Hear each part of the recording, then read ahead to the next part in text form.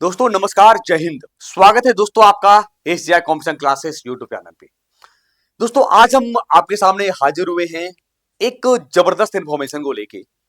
अभी 10 नवंबर 2025 को दिल्ली में शाम को 6:52 के आसपास लाल किला के पास करीब करीब 300 मीटर दूर एक हादसा हुआ था, जिसे भारत सरकार ने बम ब्लास्ट इंसिडेंट मान लिया और उसी नाम से एफआईआर हो गया कि बम ब्लास्ट हुआ है, किया गया है। और धीरे धीरे जो आतंकी हैं, जो टेररिस्ट हैं, उनके बारे में भी पता चल रहा है। अब सोचो, ये व्हाइट कॉलर वाले हैं, यानी सफेद पोश डॉक्टर के रूप में। मतलब सोचो कि इनकी लॉबी कितनी तगड़ी है, और इसको स्लीपर सेल कह दें हम, है ना। अब एक्चुअली जब ब्लास्ट हुआ और ब्लास्ट होने के बाद क्या क्या होता है, प्रोटोकॉल जो हमारी जांच एजेंसियां हैं वो कैसे इसकी जांच करती है, शुरुआत में क्या होता है, क्या मीडिया वहां पहुंचती है या नहीं पहुंचती है, कई सारे बातें हमारे एक आम नागरिक होने के नाते, एक भारतीय होने के नाते हमारे दिमाग में घूमता रहता है, चलता रहता है।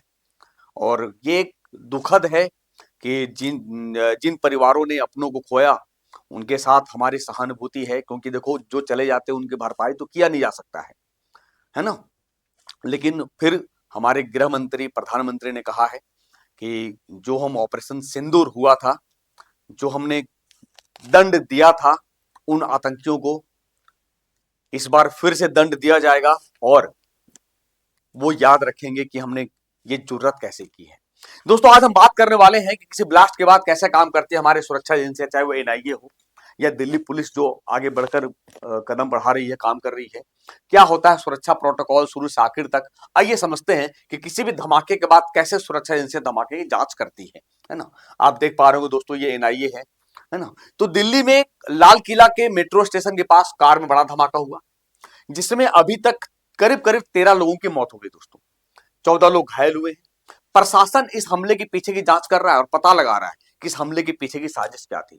मीडिया में निकल कर आया है कि जो आतंकी हैं वो 6 दिसंबर को, जो आपको याद होगा 6 दिसंबर 1992 को जो बाबरी मस्जिद विध्वंस हुआ था, उसी के याद में ये देश के अलग अलग क्षेत्र में बम धमाका करना चाह रहे थे। टारगेट अयोध्या भी था उसमें से एक, है ना। अब दोस्तों इस जांच का और पता लगा रहा है कि इस हमले के पीछे साजिश क्या थी। इसी के चलते कई सुरक्षा एजेंसियां मौके पर पहुंच चुकी है। तो चलिए जानते हैं किसी भी धमाके के बाद कैसे सुरक्षा एजेंसियां धमाके की जांच करती है, शुरू से लेकर आखिर तक पूरा प्रोटोकॉल क्या होता है।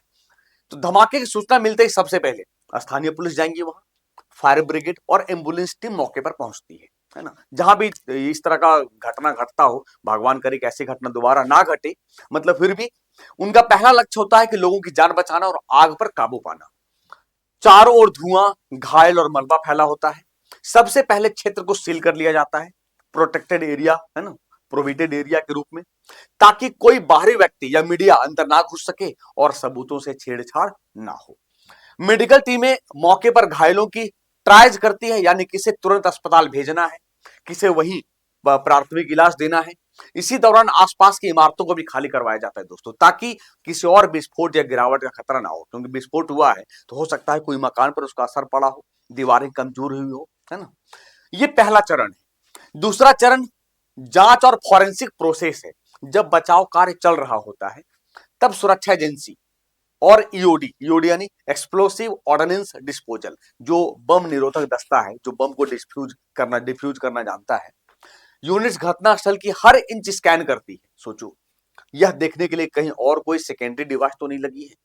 इसके बाद फॉरेंसिक एक्सपर्ट मलबे से धातु के टुकड़े, बारूद के निशान और इलेक्ट्रॉनिक सर्किट इकट्ठा करते हैं दोस्तों। इन सबूतों से यह पता लगाने की कोशिश होती है कि विस्फोट में किस प्रकार का विस्फोटक पदार्थ का इस्तेमाल हुआ था। क्या अमोनियम नाइट्रेट है या कुछ और है, उनका स्रोत क्या था और ब्लास्ट का पैटर्न क्या कहता है। इसी आधार पे क्या पहले ब्लास्ट किया गया भारत में या पहला इस तरह का पैटर्न है ना। इसके बाद दोस्तों तीसरा चरण क्या है कि इंटेलिजेंस और राष्ट्रीय स्तर पर दोनों का समन्वय होता है, दोनों कोलैबोरेट करते हैं। इस चरण में आता है असली दिमागी खेल, जिसमें आईबी, एनआईए, एटीएस और स्थानीय पुलिस मिलकर यह विश्लेषण करते हैं कि धमाका किस मकसद से किया गया था और उसके पीछे कौन है। CCTV footage, mobile data, banking record, travel details सबकी जांच होती है। और मैं आपको बता दूं दोस्तों कि इस बार जो आतंकियों ने एक ऐसा एप्लीकेशन का यूज किया था जिसमें जिसके लॉगिन के लिए ना तो कोई मोबाइल नंबर देना होता है, ना तो कोई ईमेल देना होता है, उस पर भी एक वीडियो बनाएंगे। सोचो कि ऐसा एप्लीकेशन जिसमें केवल और केवल हम मैसेज करेंगे, जिसमें कोई थर्ड पार्टी को पता नहीं चलेगा। टेलीग्राम में भी यही है, लेकिन टेलीग्राम पता चल गया तो टेलीग्राम से ये लोग अब शिफ्ट हुए हैं किसी दूसरे एप्लीकेशन पे। उसको लेकर एक वीडियो बनाएंगे कि किस किस एप्लीकेशन का यूज किया गया था इस घटनाक्रम में, है ना, इस बम ब्लास्ट में दोस्तों। तो क्या क्या ये निकालते हैं CCTV footage, mobile data, banking record, travel details, सबकी जांच होती है कि कहां से आया, कहां गया, क्या क्या इस घटना में किया है, कहां रुका है। देश के दूसरे हिस्सों में भी अलर्ट जारी किया जाता है, जैसे अभी हरियाणा में अलर्ट जारी कर दिया गया, उत्तर प्रदेश में अलर्ट जारी कर दिया गया, जो दिल्ली एनसीआर वाले एरिया है, ताकि अगर कोई नेटवर्क सक्रिय हो तो समय रहते पकड़ा जा सके, क्योंकि जो केंद्र बिंदु है वो कहां है, फरीदाबाद है, दिल्ली एनसीआर हरियाणा। ऐसी हालातों में अफवाहें सबसे खतरनाक होती है, इसलिए प्रशासन की ओर से तुरंत आधिकारिक बयान और हेल्पलाइन नंबर जारी किए जाते हैं, ताकि जिनका परिवार वाला अगर कुछ खोया है, लॉस्ट हुआ है, तो वो पैनिक ना करें। परिवारों को उनके परिजनों की स्थिति बताई जाती है। मीडिया को केवल प्रमाणित जानकारी दी जाती है, ताकि गलत खबरें फैलाकर हालत और ना बिगाड़े, क्योंकि मीडिया जो आज है, आज मीडिया पर भरोसा करना बहुत मुश्किल है। अभी एक सम्मानित मीडिया भारत की धर्मेंद्र जी का देहांत भी नहीं हुआ था और मीडिया ने खबर चला दिया कि हमारे बीच धर्मेंद्र जी नहीं रहे। सोचिए, तो मीडिया की प्रामाणिकता पर भी आज सवाल उठा है दोस्तों।